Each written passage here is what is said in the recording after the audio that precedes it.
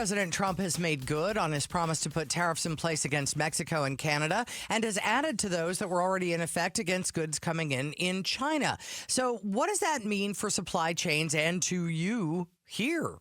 Well, joining us now to help sort it all out is Robert Wiedmer, who's a professor at Arizona State University. And good morning, sir. How much of an impact will tariffs have on Arizona's economy, and what specifically will be affected here?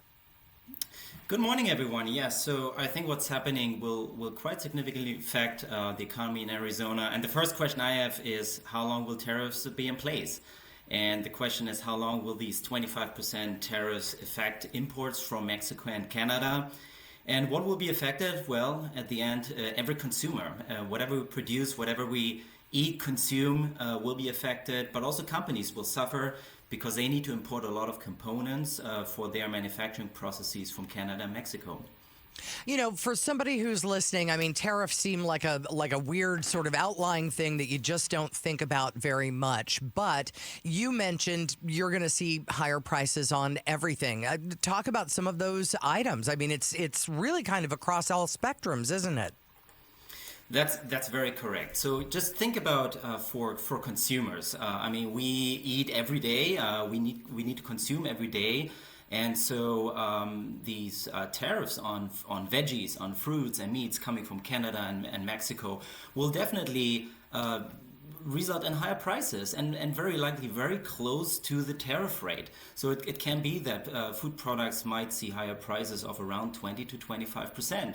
But also components in the industry. So think about the big manufacturers in the valley here, in the aircraft industry, defense industry. Also their products, components will be affected, and that might result in higher prices for their products.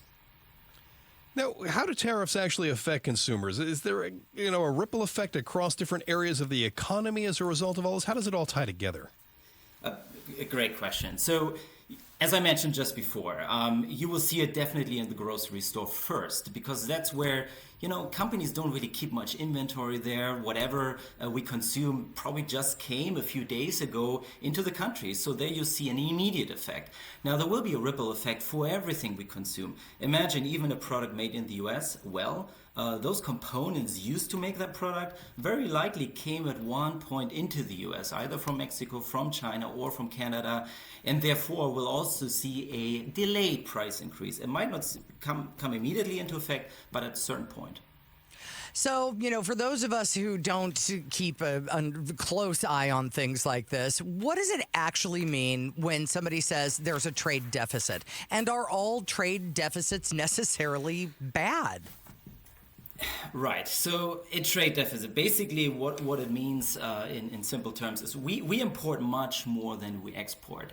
Now, is that a bad sign? And no, it's not really. I mean, it basically means that the U.S. economy is pretty strong and the U.S. consumer has the ability to buy with a fairly strong U.S. dollar. And that's what happened in the last couple of years.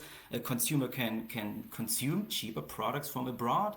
That means our U.S. manufacturers can actually focus on what they are good at. So that is actually a really good sign. Plus, it also means if we spend money by buying stuff from outside the U.S., well, guess what? Other countries are spending money in the U.S. They invest. They invest in our infrastructure. They buy U.S. dollar.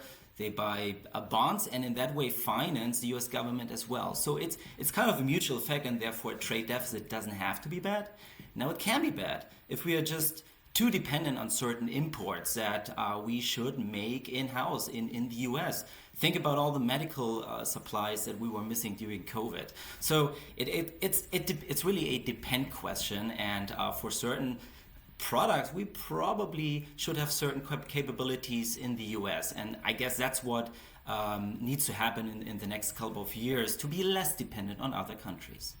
Well, that's Arizona State University professor Robert Wiedmer. These new tariffs are sure to be discussed during President Trump's address to Congress tonight, which you will hear right here at KTAR.com and at the KTAR News app. It all starts at 7 o'clock. Thanks for watching Arizona's Morning News. Click to watch more from KTAR News and hit the button in the middle to subscribe.